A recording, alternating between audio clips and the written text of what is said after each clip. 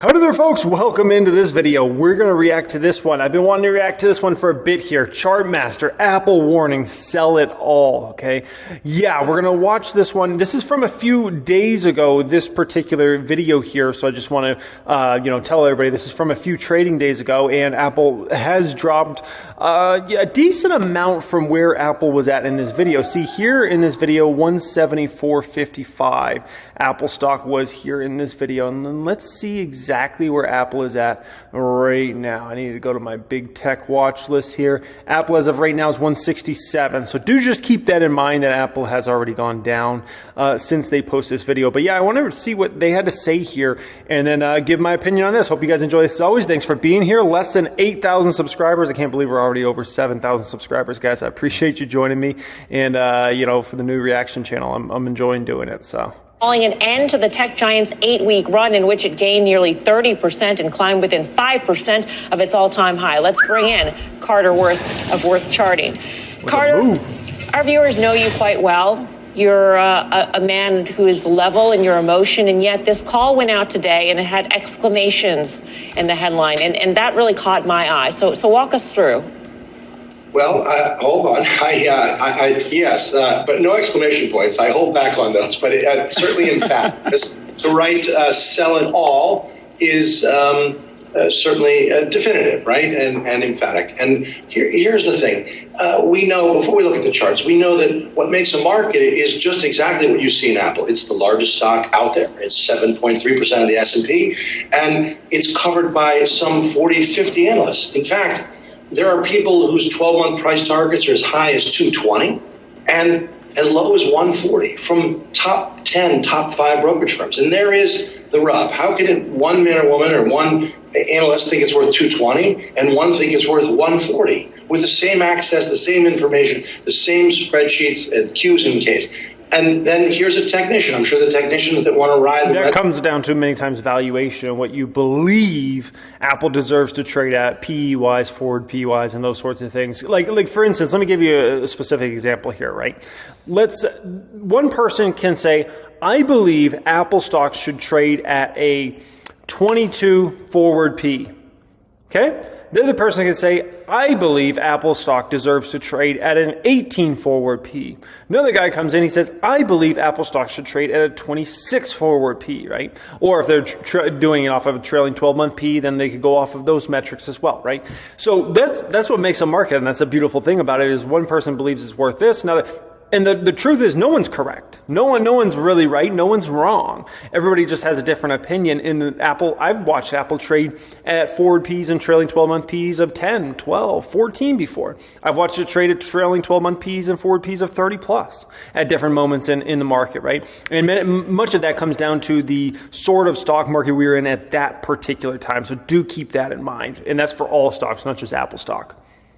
My thinking is, this technician, that it's just too steep, uncorrected, almost unnatural. Let's look at some angles.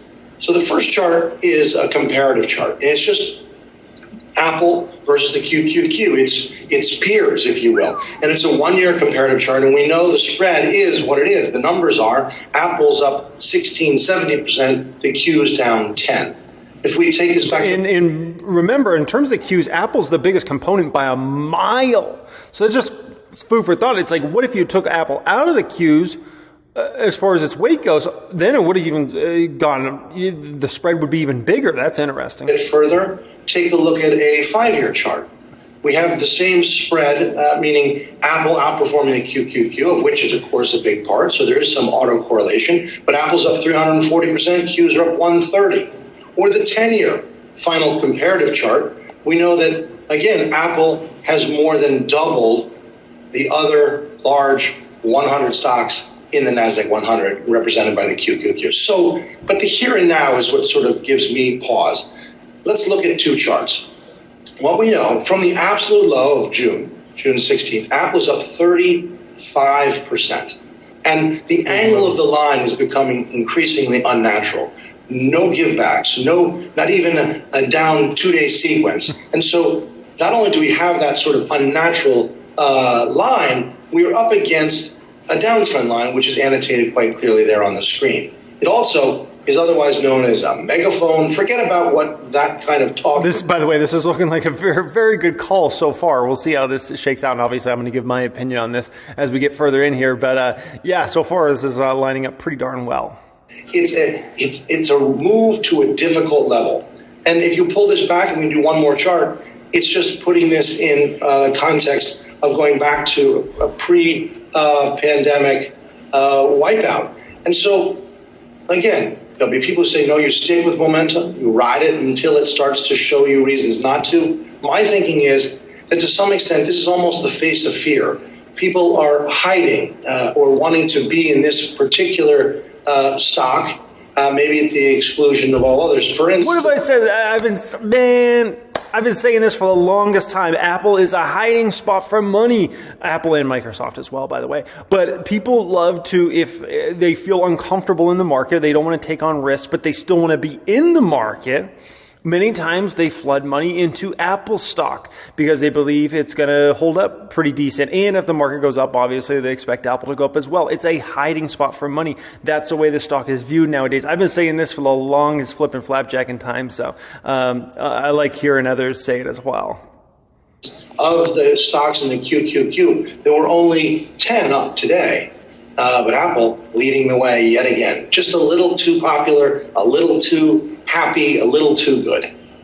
Could fear, Carter, in this market context that we're in, keep that unnatural line unnatural? Well, I mean, certainly you can get, as the expression goes, overbought or oversold and stay that way for great periods of time. But if one were to use oscillators, I don't particularly, but you could look at a MACD or an RSI, you could look at a Bollinger Band, or one can just look at where this is in relation to where it's been. A move like this is hard to sustain much longer. And at a minimum, if one's long, you take a little off, or you write some calls. Or if you have the dexterity, you try some options to do something rather than just blindly stay long. Right. Yeah, and the same could have been said, honestly, for the NASDAQ, and we'll get into the guts of this here in just a moment, but the same could be said for the NASDAQ if you go back last week, kind of midweek. The NASDAQ had gone up 20+% from the lows. It was a pretty overextended move. I think everybody, kind of knew that. And eventually you're going to get a pullback. That's just the way it is. Even back in June, even the bears were starting to call like, hey, there's going to be an upward move here for the market because, we're getting oversold essentially. And we did. We got oversold. And then we honestly probably got overbought, as of mid last week, right? And so you're due for a pullback. Now, the question is, how big is a pullback? Are we talking like just a 4 or 5% move for the NASDAQ, or are we talking like a 10%? Because that's a whole different kind of, let's just call it move there. Thank you, Carter Braxton Worth. And we have to do a correction here. There is no exclamation point. I looked again, but I felt the emphasis in Carter's tone in the note. It came through the email and leapt out at me. Dan Nathan, what do you make of this? All right. Well, listen, I got this email from Worth Charting today, and I immediately thought about dexterity. Okay, there were actually exclamation points in my head because I've been looking for a reason why this stock should correct a little bit. I agree that slope is unnatural. And when you think about that 35% rise that it's had, that's pushed this valuation. I know Tim will have a lot to say about this. 27 times for a company in the out year. Okay, so we're 1 quarter away from their forward P at 28 now for Apple. That's extremely rich now at this point in time, right?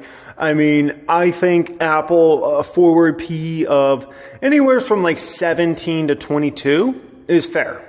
When you start talking about forward P at 28 plus, I think you're trading on the, let's just call it, especially in this sort of environment, that's extremely rich, man. Fiscal 2023 earnings and revenue guidance are expected to be mid-single digits here. So when you think about how the worst part of that is, I think, my opinion, Apple's revenues are going to go negative. We'll see. Okay, that's just my personal opinion.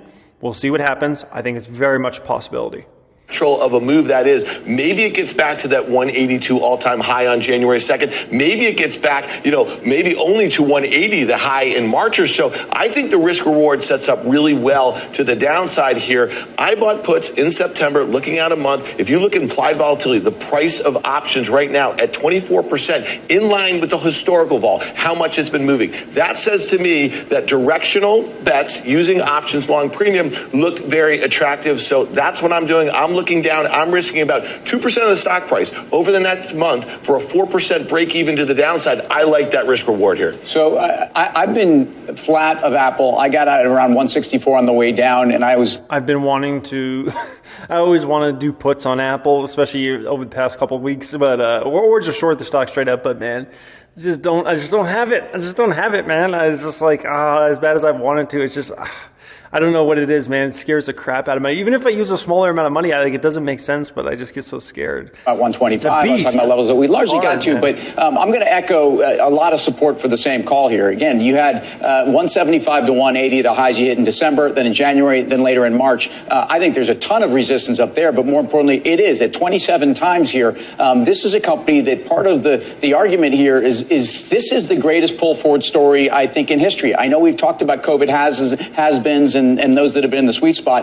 I just think that Apple and Apple demand is not something we've heard anything about. We've heard about supply chain. We've heard about China. We've heard about this and that. We've heard a little bit about some pressure on the services business and where we probably won't see some of the same recurring revenue. But again, this re-rating in Apple has been all about the services revenue over the last 3 or 4 years. And you have to ask whether that can be there. So on multiple, I struggle with it. It's outperformed the S&P by 16% since that June low. And it doesn't make any sense. The only side of this that worries me is that if you look at cash levels, whether you're looking and you're reading Bank of America's fund manager survey, or you're looking at we're still at very, very high cash levels, at least in the institutional community. And this is a stock, again, you don't get fired for... Not just that, not just the fact that a lot of institutions are still very bearish on the market, and that could potentially push us up.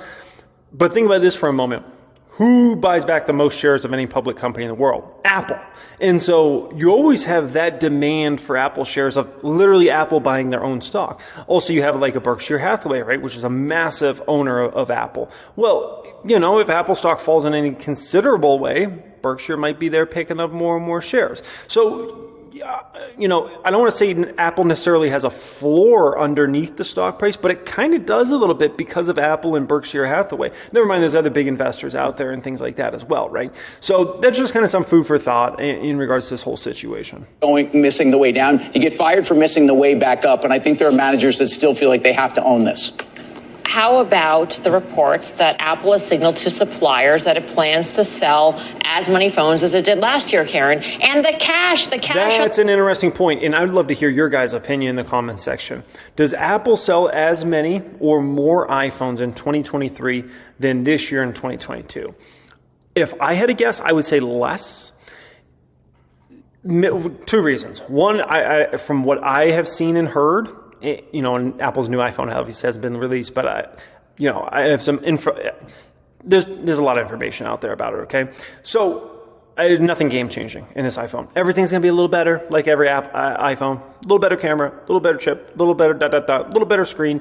Nothing game changing. Secondly, if consumers are being hurt by inflation right now, I think that makes the upgrade cycle of buying a new, $1,200, $1,400, whatever iPhone. Maybe this is a year a lot of folks just kind of wait on it, right? I'll wait this year on a new iPhone upgrade unless you absolutely are a baller and you can afford a new iPhone every year, or unless it's a situation where you really need an iPhone bad.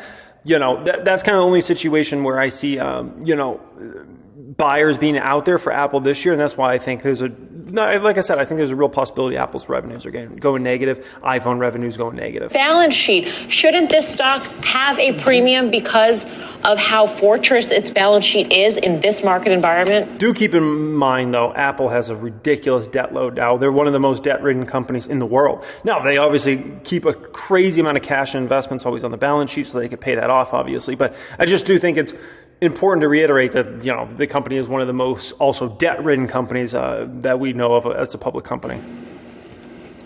Yes, it should have a premium, and obviously they do have a gigantic cash hoard, but all of that is known and already should be reflected in the marketplace, right? They told us that about how many phones that they could sell as many phones as they could. So I think all that's reflected in it. So normally I don't like to trade around a long-term holding, but I actually looking at the multiple here, because remember, a big part of this multiple is hardware multiple, which should be much lower. So that means you're getting a much higher multiple for the services. And in this environment and with rates going up, I feel like the multiple is too high. So I will look to buy some puts instead of selling it. And if you're a long-term holder, you can buy puts, and you don't need to realize a gain. It stops the clock, but if you're already long-term, it doesn't matter. Ultimately, when you do sell it, it will still be long-term. So that makes sense, and there's definitely some option strategies you can do out there because, let's say Apple's a core holding for you, right? It's one of your top 5 biggest positions in your portfolio. You could even look at Apple right now and be like, it's trading too rich, the stock price is going to come down, it needs to come down, right?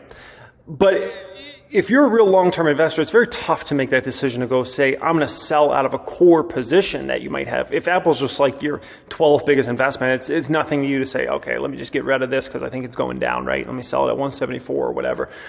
But yeah, when it's a core position, that's a tough thing. And so then you can potentially get in, do some option plays. And, if Apple stock goes down, you can make money from that. Let's just say if you buy some short-term puts, let's say 3 month out or something like that, or 1 month out, and then Apple stock goes down, you can make money that way. So it's definitely many various strategies you can utilize to collect some premium, make some money without having to sell out of your Apple stock if it's a core position for you. Tax efficient for me to buy a put, and I think that's what I'm going to do, buy puts against my position because it has come too far, too fast. What is this guy doing on the phone? Excuse us. We're on television right now. Yeah. Are you actually on the phone? No, I'm actually putting on some hedging strategies.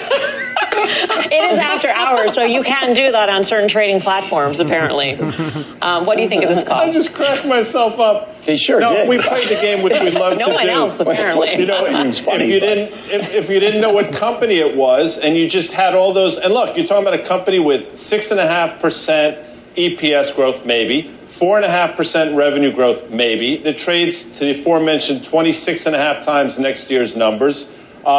In an environment where it just went up 34% in basically 2 months in a rising interest rate environment, while the Fed is continuing to raise rates, with a consumer that is seemingly levered with a $1.1 trillion now in credit card debt, unemployment probably going higher. This is a stock that, believe it or not, does go down as well. We've seen it a number of times over the last years.